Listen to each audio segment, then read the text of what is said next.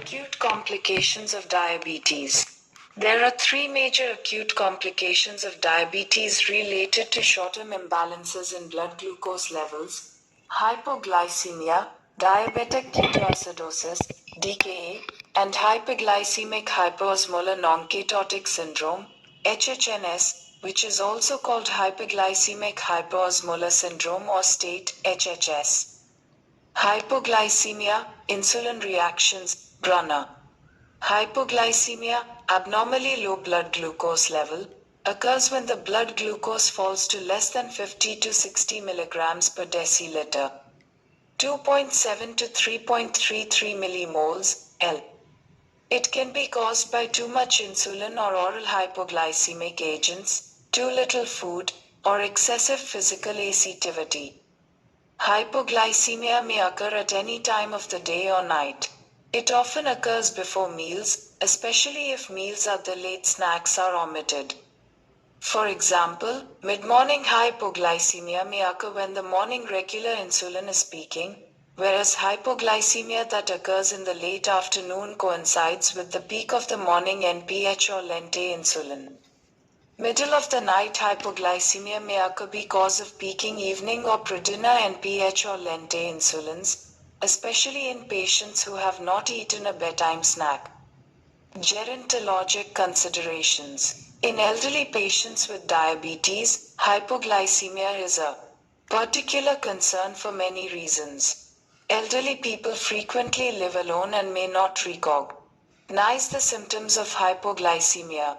With decreasing renal function, it takes longer for oral hypoglycemic agents to be excreted by the kidneys.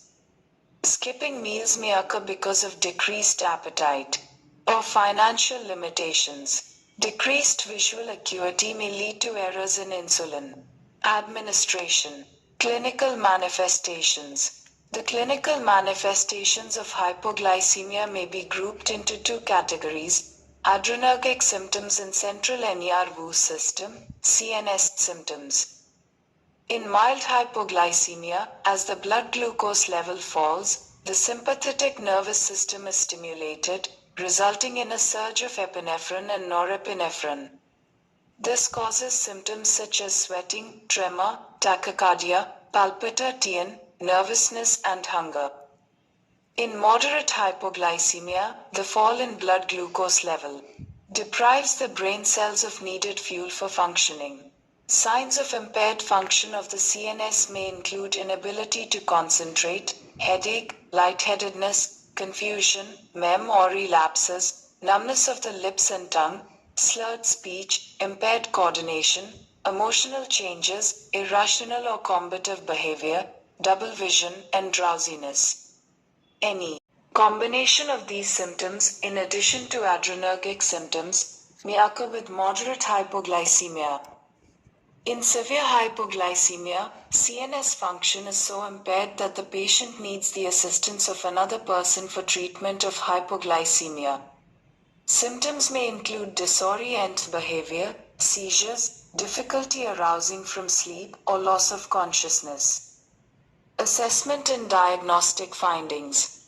Symptoms of hypoglycemia may occur suddenly and unexpectedly and vary considerably from person to person. To some degree, this may be related to the actual level to which the blood glucose falls or to the rate at which it falls. For example, patients who usually have a blood glucose level in the hypoglycemic range, e.g. 200 mg per deciliter or greater, may feel hypoglycemic, adrenergic, blood glucose falls symptoms when they're rapidly 120 mg per deciliter. 6.6 millimoles L or less. Conversely, patients who frequently have a glucose level in the low range of normal, e.g., 80 to 100 milligrams per deciliter, may be asymptomatic when the blood glucose falls slowly to less than 50 mg per deciliter, 2.7 millimoles A. Decreased hormonal adrenergic response to hypoglycemia may also contribute to lack of symptoms of hypoglycemia. This occurs in some patients who have had diabetes for many years. It may be related autonomic neuropathy, a chronic diabetic complication. See later discuss sign. As the blood glucose level falls, the normal surge in adrenaline does not occur, and the usual adrenergic symptoms, such as sweating and shakiness, do not take place. The hypoglycemia may not be detected until moderate or severe CNS impairment occurs. Affected patients must perform SMBG on a frequent regular basis, especially before driving or engaging in other potentially dangerous activities. Management. Immediate treatment must be given when hypoglycemia occurs. The usual recommendation is for 15 grams of a fast-acting concentrated source of carbohydrate such as the following. Given orally. 3 or 4 commercially prepared glucose tablets. 4 to 6 ounces of fruit juice or regular soda. 6 to 10 hard candies. 2 to 3 teaspoons of sugar or honey. It is not necessary to add sugar to juice, even if it is labeled as unsweetened juice. The fruit sugar in juice contains enough carbohydrate to raise the blood glucose level. Adding table sugar to juice may cause a sharp increase in the blood glucose level, and patients may experience hyperglycemia for hours after treatment. The blood glucose level should be retested in 15 minutes use and retreated if it is less than 70 to 75 milligrams per deciliter. 3.8 to 4 millimoles L. If the symptoms persist for longer than 10 to 15 minutes after initial treatment, the treatment is repeated even if blood glucose testing is not possible. Once the symptoms resolve, a snack containing protein and starched egg, milk or cheese and crackers is recommended unless the patient plans to eat a regular meal or snack within 30 to 60 minutes. Teaching patients. It is important that patients with diabetes, especially those receiving insulin, learn to carry some form of simple sugar with them at all times. ADA 2004K. There are many DIF. Current commercially prepared glucose tablets and gels that the patient may find convenient to carry.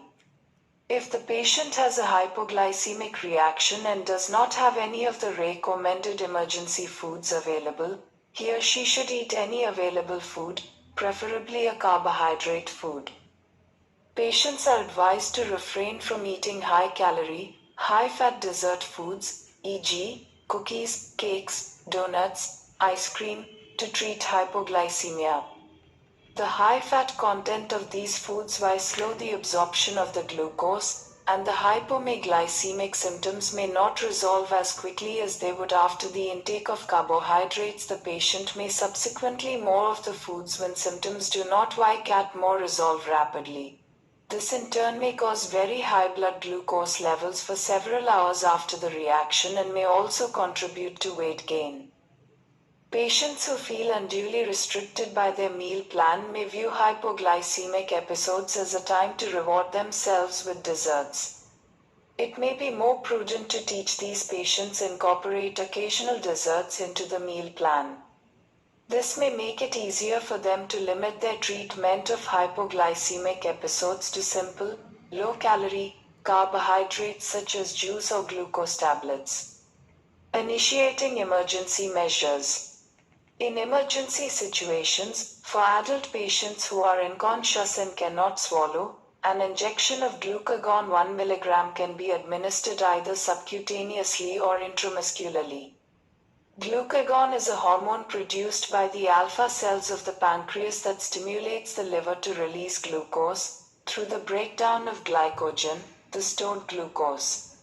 Injectable glucagon is packaged as a powder in 1 mg vials and must be mixed with a diluent before being injected. After injection of glucagon, the patient may take as long as 20 minutes to regain consciousness.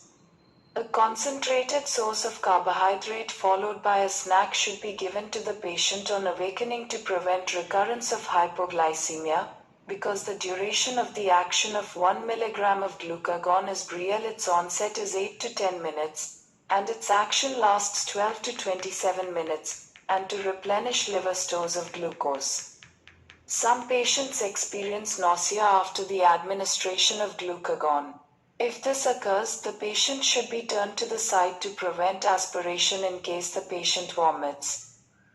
Glucagon is sold by prescription only and should be part of the emergency supplies available to patients with diabetes who require insulin.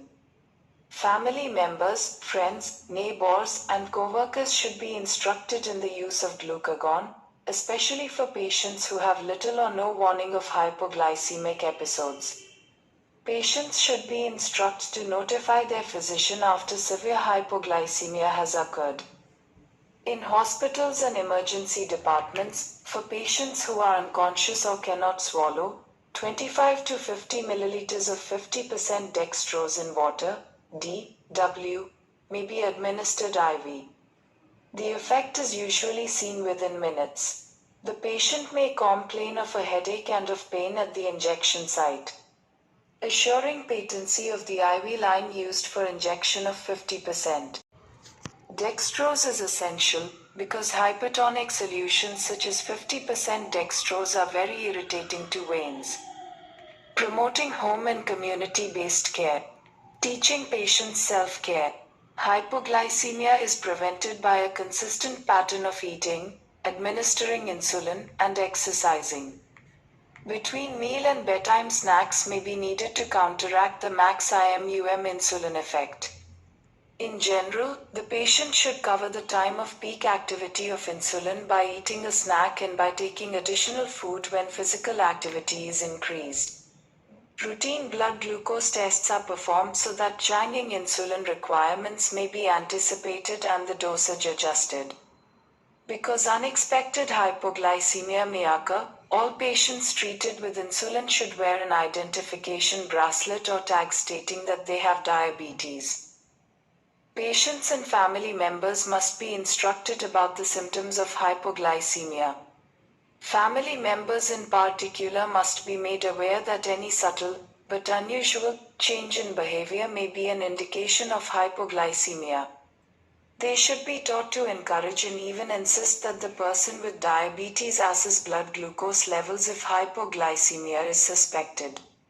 When some patients are hypoglycemic, they become very resistant to testing or eating and become angry at family members who are trying to treat the hypoglycemia. Family members must be taught to persevere and to understand that the hypoglycemia can cause irrational behavior. Some patients who have autonomic neuropathy or who are taking beta blockers such as propranolol to treat hypertension or cardiac dysrhythmias may not experience the typical symptoms of hypoglycemia. It is very important that these patients perform blood glucose tests on a quant and regular basis. Patients who have type 2 diabetes and who take oral sulfonylurea agents may also develop hypoglycemia, which can be prolonged and severe. This is a particular risk for elderly patients.